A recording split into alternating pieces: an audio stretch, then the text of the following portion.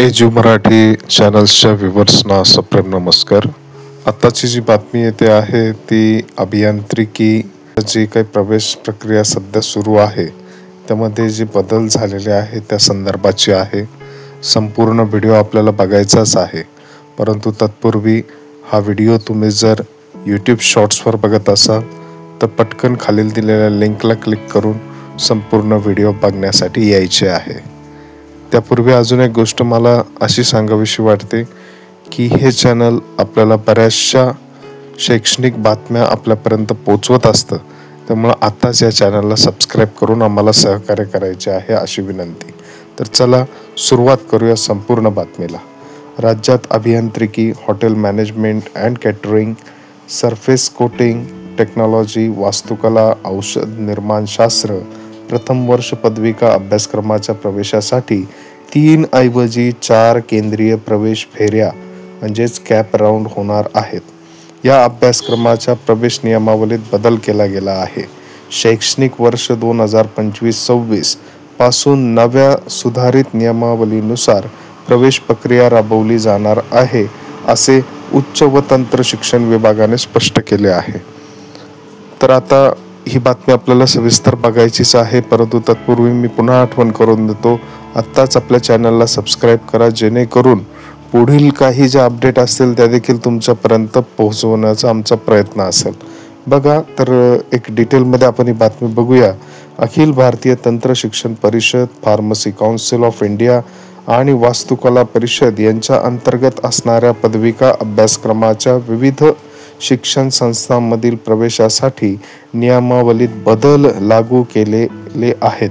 शैक्षणिक वर्ष 2025-26 पासून अखिल भारतीय तंत्र शिक्षण परिषद यांच्या अखत्यारीत प्रथम वर्ष पोस्ट MSc अभियांत्रिकी पदविका, त्यानंतर थेट द्वितीय वर्ष अभियांत्रिकी पदविका तसेच प्रथम वर्ष post HSc hotel management and catering technology पदविका, सरफेस कोटिंग टेक्नॉलॉजी पदविका तसेच वास्तुकला परिषद यांच्या अखत्यारीत असलेल्या प्रथम वर्ष पोस्ट HSc वास्तुकला पदविका, फार्मसी काउन्सिल ऑफ इंडिया यांच्या अंतर्गत प्रथम वर्ष पोस्ट HSc औषध निर्माण शास्त्र पदविका अभ्यासक्रमांच्या प्रवेश नियमावलीच्या बदलानुसार उच्च शिक्षण व तंत्र शिक्षण विभागाने मंजुरी दिली आहे। त्यानुसार उच्च व तंत्र शिक्षण विभागाने सुधारित नियमावलीचा अध्यादेश देखील जाहीर केला आहे। या निर्णयानुसार अभियांत्रिकी, hotel management, catering technology, surface coating technology, वास्तुकला व औषध निर्माण शास्त्र अभ्यासक्रमाच्या पदविका अभ्यासक्रमाच्या प्रवेश प्रक्रियेसाठी केंद्रीय प्रवेश फेरीची नव्याने रचना केली आहे। बघा, यापूर्वी 3 राऊंड व्हायचे, परंतु आता 4 राऊंड आपल्याला बघायला मिळणार आहेत। पदविका म्हणजेच डिप्लोमा जे कोर्सेस आहे त्या संबंधित हा निर्णय घेण्यात आलेला आहे। आता कॅप राऊंड नेमका कशा पद्धतीने असेल ते बघायचे आहे। प्रवेश प्रक्रियेत यापूर्वी 3 कॅप फेऱ्या होत। नव्या नियमानुसार यंदापासून 4 कॅप फेऱ्या होणार आहे। त्यानुसार कोणत्याही सुधारणा फेऱ्या उपलब्ध नसतील याची देखील सर्व पालकांनी नोंद घ्यायची आहे।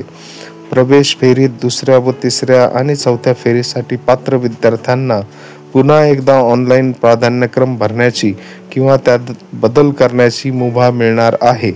विद्यार्थ्याला दुसऱ्या फेरीत किंवा त्याच्या पहिल्या 3 पसंतीपैकी किंवा तिसऱ्या फेरीत 6 पसंतीपैकी महाविद्यालय मिळाल्यास त्या जागांचे वाटप आपोआप स्थिर म्हणजेच ऑटो फ्रीज होतील आणि विद्यार्थ्यांना त्या जागेवर प्रवेश घेणे आवश्यक असेल। आता प्रवेश रद्द केल्यावर नेमके काय होईल याबाबतचे देखील डिटेल्स आपल्याला बघायचे आहे, परंतु आपण चॅनल नक्कीच सबस्क्राईब करावे व हा व्हिडिओ गरजूंपर्यंत पोहोचवावा याची मला तुम्हाला आठवण करून द्यावीशी वाटते। प्रत्येक जो प्रवेश आहे तो रद्द करण्यासाठी विद्यार्थ्यांना ऑनलाईन अर्ज करणे आवश्यक असणार आहे। प्रवेश रद्द करण्याचा विनंती अर्ज केल्यानंतर त्याचा प्रवेश रद्द झाल्याचे समजले जाईल। अशा पद्धतीने प्रवेश रद्द केल्यानंतर विद्यार्थ्यांचा त्या जागेवरील दावा संपुष्टात येईल आणि ती जागा पुन्हा एकदा पुढील वाटचालीसाठी उपलब्ध होईल। अंतिम मुदतीपूर्वी रद्द केल्यास विद्यार्थ्यांना पूर्ण शुल्कातून 1000 रुपये वजा करून शुल्क परतावा दिला जाईल। अंतिम मुदतीनंतर प्रवेश रद्द केल्यास शुल्काचा परतावा मात्र मिळणार नाही, याची नोंद सर्व पालकांनी व विद्यार्थ्यांनी घ्यायची आहे. हे काही महत्त्वपूर्ण बदल आहेत जे जाणून घेणे गरजेचे आहेत. संस्थात्मक कोट्यातील प्रवेशाबाबत काय निर्णय आहे तो सुद्धा आपल्याला बघायचा आहे. संस्थात्मक कोट्यातील आणि कॅप नंतर रिक्त झालेल्या जागांवर प्रवेश प्रक्रिया ऑनलाईन पद्धतीनेच करण्यात येईल व संस्थात्मक फेरीतील पात्र विद्यार्थ्यांची गुणवत्ता यादी व प्रवेश वेळापत्रक अशी माहिती संस्थांना संकेतस्थळांवर प्रसिद्ध करावी लागणार आहे. अशा सूचना उच्च व तंत्र शिक्षण विभागाने सर्व संबंधित यंत्रणेला देण्यात आलेल्या आहेत. ही अत्यंत महत्त्वाची बातमी आपल्यापर्यंत, हे जे काही बदल झालेले ते तुमच्यापर्यंत पोहोचलेले आहे. त्यामुळे आत्ताच या चॅनलला सबस्क्राईब करा. धन्यवाद.